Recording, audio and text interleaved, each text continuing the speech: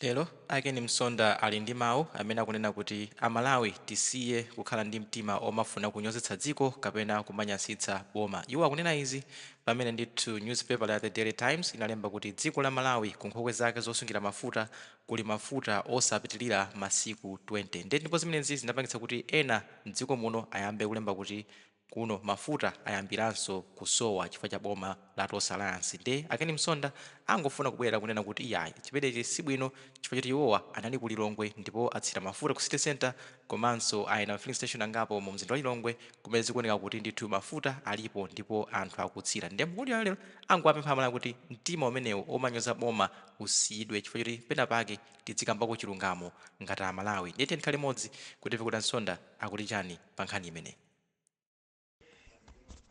Atsogo mwaswera bwanji nonse pagulu pa current affairs. Ndimangoyang'ana masiku ano osapereka komenti, mwina kakomenti kanga kamakhala reserved chifukwa ndili muchipani chimene ngodya zake ndi umozi, kumvera, kukhulupirika ndi kusunga mwambo. Chipani cha MCP nchipani chosiyana ndi zipani zina zonse zimene ndakhalamo, zimene zilibe ngodya, machitidwe ake ndaphwanyaphwanya, aliyense athangozuka ndikupereka statement ngati chipani, aliyense akakondwa angozuka kuchita issue statement ngati achokera kuchipani, kawina akalezera angozuka kuchita issue statement ngati kuti achokera kuchipani, wina akayambana ndi akazi ake angozuka mmawa kupanga issue statement ngati achokera kuchipani, kena kupeza mchipani momwemo akuluakulu a mchipanimo kuzera mwa secretary general kukana kuti ayi zimene walemba uyu sitidantume, nkusayinira ndithu akuluakulu onse achipani kuphatiza president wa chipani kuti uyu anazuka mmawayo uyu nkulemba izi akunama amene sitidantume. Zipani zopanda mwambo, zipani zosalemekeza malamulo, zipani zimene zilibe umozi, zipani zimene zilibe ngodya.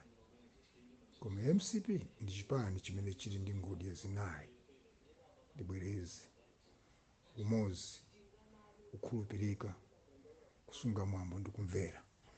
Kwana masiku ano mwina ena mukumadabwa kuti Msonda atizibwanji. Iyayi musadabwe, ine nde ndizidabwa kuti inu mukudabwa kuti mukudabwa, koma inu musadabwe. Yayi ndili muchipani chimene chidakhazikika pa ngodya zinayi. No wonder chipani chimene cha MCP chitakhala kunja kwa boma zaka 25 chabwereranso mboma chifukwa cha ngodya zake zinayi. Zipani zina zonse muno Malawi sizingachite survive kunja kwa boma ngakhale zaka 5. Osatheka tsogoleri mwe kuchita survive kunja kwa boma zaka 5 osatheka. Mwachisomo Mulungu akakondera zaka 10, koma kupitirapo, mark my words and read my lips. Ndapatati ndingo yankhapo akulena aponya post yawo apa kuti petrol yambaso kuvuta Malawi, konzekerani. Angona filling station imene pali magali moto, ndakuti ku Lilongwe petrol akuvuta, Malawi usene avuta petrol. Ndatipokapo ndingo yankhapo, osati ngati tu wa MCP ayi, osati ngati wa think tank ayi, koma ngati Msonda Malawi, osatiso ngati wa Ndale ayi, koma Malawi wokonda dziko lake.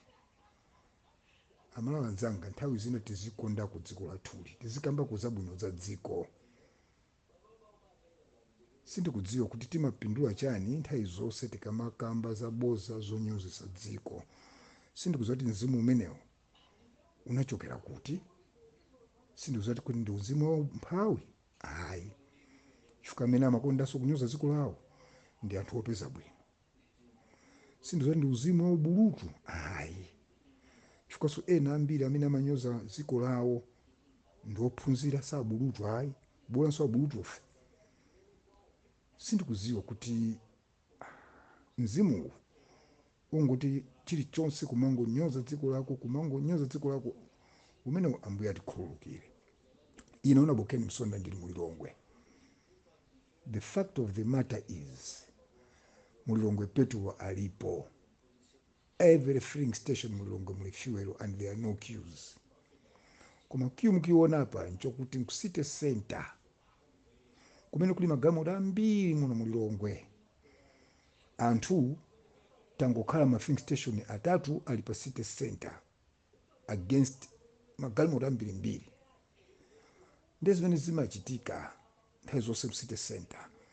Pakapeza kuti pali magalimoto awiri atatu ali pa queue, basi nawo umangolowa kuti mwina petulo asowa ndikukhala pa queue. Ine Msondane mmene ndimoleka kuntchito ku office kwanga 5 koloko. Ndapita pa Kambuku ndapeza pa magalimoto 5. Ndapita pa filling station ina imene ili pafupi ndi Gemini ndapeza pali magalimoto 10. Ndachoka ndapita pa Independence ndikupeza pali magalimoto 15. Zikukhala bwanji? Ndena kuti ningonyamuka ndapita pa area 18 ndakapeza palibe magalimoto. Ndimangochita survey kuti kodi petulo avutadi. Ndachoka apo kupita kumero ya pa Bingo palibe ulo galimoto. Area 49 kulibe ulo galimoto. Puma best oil kulibe ulo galimoto. Musemu ndimapita ndikuyang'ana kuti kodi nzoonadi mafuta akusowa. So nizokuti mongoona filling station imozi city center ndipo pali magalimoto kaya 6 ndikumati kuti nthawi zina kumanena kuchilungamo kuti Satana azipanga manyazi. Petulo alipo kumangoti in town city center ndi ma filling station ochepa amene ali mu city center.